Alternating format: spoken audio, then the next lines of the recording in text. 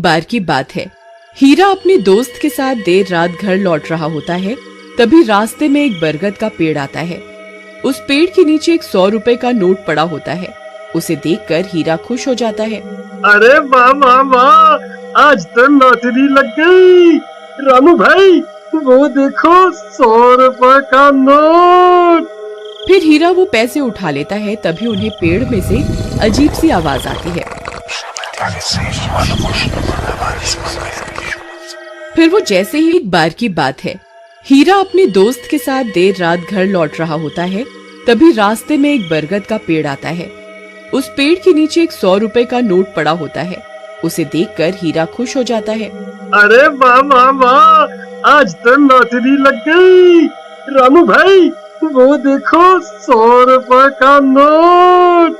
फिर हीरा वो पैसे उठा लेता है। तभी उन्हें पेड़ में से अजीब सी आवाज आती है। फिर वो जैसे ही ऊपर की ओर देखता है तो उन्हें पेड़ पर एक 2000 का नोट लगा हुआ दिखाई देता है। अरे रामू वो देख, इस पेड़ पर तो ही ऊपर की ओर देखता है तो उन्हें पेड़ पर एक 2000 का नोट लगा हुआ दिखाई देता है। अरे रामू वो देख, इस पेड़ पर तो 2000 का नोट लगा हुआ है। मुझे तो यकीन ही नहीं होता भाई। भाई क्या पता ये पेड़ सच में पैसे देने वाला पेड़ हो। एक काम करो, तुम जल्दी से पेड़ पर चढ़ जाओ और वो नोट तोड़ कर ले आओ। फिर वो 2000 का नोट तोड़ने के लिए पेड़ पर चढ़ जाता है और कुछ ही देर में वो नोट तोड़ लेता है। रामू भाई ये नोट तो बिल्कुल असली है। अरे वाह वाह वाह, आज तो मजा ही आ गया। चलो भाई अब जल्दी से नीचे आ जाओ, कहीं कोई हमें नोट तोड़ते हुए ना देख ले। अब तो हम पार्टी करेंगे। अरे हीरा भाई कहाँ रह गए? जल्दी नीचे आओ, कोई हमें देख ना ले। अरे हीरा भाई कहाँ रह गए?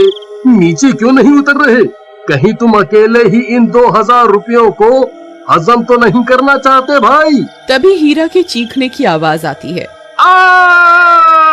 अरे क्या हुआ भाई, सब ठीक तो है? अरे यार क्या करूं, ये तो दिखाई भी नहीं दे रहा। अरे भाई तुम ठीक तो हो? क्या करूं? हाँ, मुझे ही ऊपर जाकर देखना होगा ये आखिर माजरा क्या है। फिर रामू भी पेड़ पर चढ़ने लगता है। तभी पेड़ से किसी के गुर्राने की आवाज आती है। रामू वहीं रुक जाता है। आई मम्मी, ये कैसी आवाज है? अरे कमबख्त हीरा, ये कैसी डरावनी आवाजें निकाल रहा है। मुझे पता है तू अकेला ही इन 2000 रुपयों को हजम करना चाहता है। आई मम्मी, कौन है भाई? अरे हीरा तेरा नाश मिटे कमबख्त, तुझे क्या लगता है तू मुझे यूं डरा कर 2000 रुपए हजम कर जाएगा? मैं अपने हिस्से के पैसे नहीं छोड़ूंगा। हाँ। फिर डर के मारे रामू वहाँ से भाग जाता है। अरे मर गया रे, भागो रे। सुबह होने पर रामू सीधा हीरा के घर हिस्से के पैसे लेने पहुँच जाता है। ए हीरा, दरवाजा खोल, मैं अपने हिस्से के पैसे लेने आ गया। चल जल्दी मेरे पैसे निकाल। फिर हीरा की पत्नी दरवाजा खोलती है। रामू भैया आप, अच्छा हुआ आप आ गए। ये कल रात से घर पर नहीं लौटे, मुझे बहुत फिक्र हो रही है। आप कुछ कीजिए ना। कहीं ये कमबख्त सारे पैसे लुटाने के लिए शहर तो नहीं निकल गया? नहीं, हीरा एक नंबर का कंजूस है। वो इतने पैसे खर्च करने वालों में से नहीं है। जरूर कुछ गड़बड़ है। राधा बहन चलो मेरे साथ।